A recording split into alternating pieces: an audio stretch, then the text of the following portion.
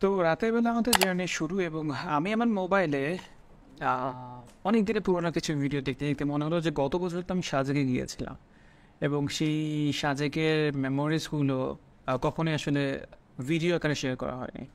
By the way, প্রথম দিনটা আমাদের জন্য ছিল একটু ডাল টাইপের, বিকজ আকাশে অনেক মেঘ ছিল, অনেক বৃষ্টি হচ্ছিল। আমরা সিএনজিতে করে গিয়েছিলাম, আমরা যেহেতু ফ্যামিলি ট্যুর দিচ্ছিলাম, আমাদের জন্য যাদের গাড়িটা খুব একটা অ্যাপ্রোপ্রিয়েট ছিল না। সো প্রথম দিনটা আমার জন্য ছিল অনেকটা খুব বোরিং টাইপের।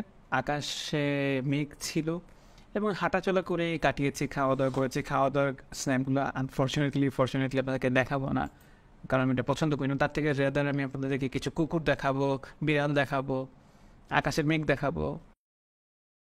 সো এই যে তিনটা কুকুরকে আমি আপনাদেরকে দেখার চেষ্টা করছিলাম। সো আমি আগেও কয়েকটা ভিডিও দিয়েছি, এটা আমার 12তম ভ্লগিং ভিডিও। সো কিছু যে ভিডিওতে আমাকে অনেকে কোয়েশ্চেন করেছেন, যারা আসলে ভিউয়ার্স, তারা যে বিভিন্ন প্রাইস সম্পর্কে জানতে চেয়েছেন বা কীভাবে গিয়েছে এই বিষয়ে জানতে চেয়েছেন। ওইটা হচ্ছে আমার একটা সেকেন্ডারি একটা প্ল্যানিং, বাট প্রাইমারি হচ্ছে আমি আসলে আমার এক্সপিরিয়েন্সগুলো শেয়ার করতে চাই, জার্নিটা কেমন গিয়েছে। অ্যান্ড পাশাপাশি কিছু আমার রিয়েল লাইফ এক্সপিরিয়েন্সের মধ্যে কস্টিং এক্সপিরিয়েন্স অ্যান্ড অন্য অন্য যা যা এক্সপিরিয়েন্স আছে শেয়ার করবো একদম ভিডিও শেষের দিকে। সো আপনি চাইলে একদম লাস্টে 1-2 মিনিট শুনলে হয়তো বুঝতে পারবেন কস্টিং খরচ কত গিয়েছে। সো আমি আমার মূল ট্র্যাকে ফেরত আসি। সো এরকম আমরা ঘুরছিলাম প্রথম দিনটা, খুবই মনমরা একটা পরিবেশের মধ্যে দেয়, কারণ আমরা গিয়েছিলাম ওয়ার্কিং ডেজগুলোতে। মানেটা হলো আমি বুধ বৃহস্পতি অথবা মঙ্গল বুধবার গিয়েছিলাম গত বছর। সো ওই সময়টাতে আমরা যে রিসোর্টগুলো বুক করার চেষ্টা করছিলাম অন্য অন্য দিনের প্রাইস থেকে, মানে হচ্ছে উইকেন্ডের প্রাইস থেকে 1-2 হাজার টাকা লেস আপনি পাবেন ওয়ার্কিং ডেজগুলোতে গেলে, এবং সিজনালে গেলে কিন্তু খরচটা বেড়ে যায়। সো আমি যেই রিসোর্টে ছিলাম সেটার নাম ছিল সাজেক ক্লাসিক রিসোর্ট, এবং সেখানকার ওয়ার্কিং ডেজে পার ডের খরচ ছিল আনুমানিক 3,500 টাকা। আর যদি আপনি উইকেন্ডে যান সেক্ষেত্রে আপনাকে 5,000 টাকা খরচ গুনতে হবে। সো প্রথম দিনে সবচেয়ে ভালো যে মেমোরিজটা আমার কাছে ছিল সেটা হচ্ছে একটা রেস্টুরেন্ট, এবং সেই রেস্টুরেন্টের লুকটা আমার কাছে খুব ভালো লেগেছে। আমি রেস্টুরেন্টে আসলে খুঁজছি আমার ভিডিও ক্লিপসে কোথায় আছে, এবং সেই রেস্টুরেন্টের এন্ট্রিটা আমি আপনাদেরকে দেখাতে চাই যে রেস্টুরেন্টের বাহিরের সৌন্দর্যটা আমাকে খুব বেশি আকৃষ্ট করেছে, এবং সাজেকে গিয়ে আপনি যে খুব সুস্বাদু খাবার পাবেন এইটা আশা করাটা আমার কাছে মনে হয় কিঞ্চিত বোকামে। সো এইটা হলো সেই রেস্টুরেন্ট। রেস্টুরেন্টের নাম আমার ঠিক খেয়াল নেই, অনেকদিন আগে গিয়েছিলাম। তবে রেস্টুরেন্টের মালিক যিনি, তার সাথে আমার খুব ভালো একটা আলাপ হয়েছে, কথা হয়েছে। তিনি একজন এক্স ডিফেন্স অফিসার, এবং কথা বলে খুব ভালো লেগেছে। সো আমরা যদিও এটা কিন্তু আমরা দ্বিতীয় দিনের খাবার দাবারের সিকোয়েন্স দেখাচ্ছি, এটা আমরা দ্বিতীয় দিন খাচ্ছিলাম, প্রথম দিন খাইনি। এটাকে বলা হয় ব্যাম্বো বিরিয়ানি। ব্যাম্বো টি আপনারা হয়তো দেখেছেন, ব্যাম্বো চা যেটাকে বলা হচ্ছে। সো ব্যাম্বো টিও খাওয়া হয়েছে, ওইটা কোনো স্ন্যাপ আনফর্চুনেটলি আমার কাছে নেই, পিকচার থাকলে আমি অবশ্যই অ্যাড করে দেবো। তো এটা হলো ব্যাম্বো বিরিয়ানি।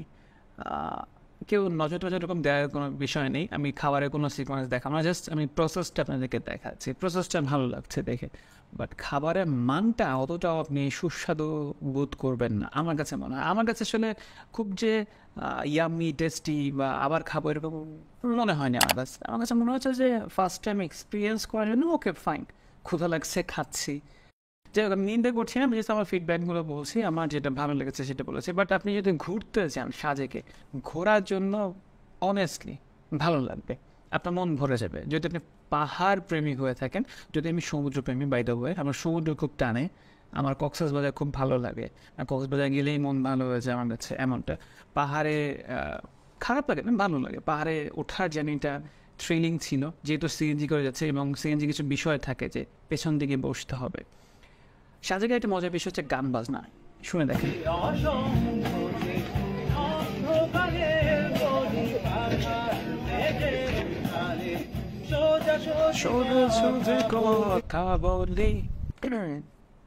দ্বিতীয় দিন, সো দ্বিতীয় দিনটা একদম সূর্য আমাদেরকে ঘুরিয়ে দিয়েছে আলো দিয়ে, এবং সূর্যের আলোতে আমরা একদম তাকাতে পারছিলাম না। প্রথম দিনে যে কষ্ট ছিল বা আফসোস ছিল, দ্বিতীয় দিনে সেটা পূর্ণ হয়ে গেছে সূর্যের আলোতে। সো আমরা হেলিপ্যাডের উপরে এখন কিছু ফটোশ্যুট করব, মানে ফ্যামিলি ফটোশ্যুট করব। সো হেলিপ্যাডে আমি যেটা চেষ্টা করেছিলাম সম্পূর্ণ ভিউটা নেওয়ার, মেঘেরও ভিউ, নীল আকাশের ভিউ, এবং সেই ভিউটা নেওয়ার জন্য অনেকবার ট্রাই করেছি, যেহেতু ফ্যামিলি ট্যুর নিয়ে যাওয়া, সেহেতু ট্রাইপড দিয়ে পিকচারগুলো তোলার চেষ্টা করছিলাম, স্লোমো কিছু একটা ভিডিও অ্যাড করার চেষ্টা করছিলাম, লাইক এরকম একটা, এবং ভালোই লাগছিল, মানে সিনারিওটা খুবই জোস।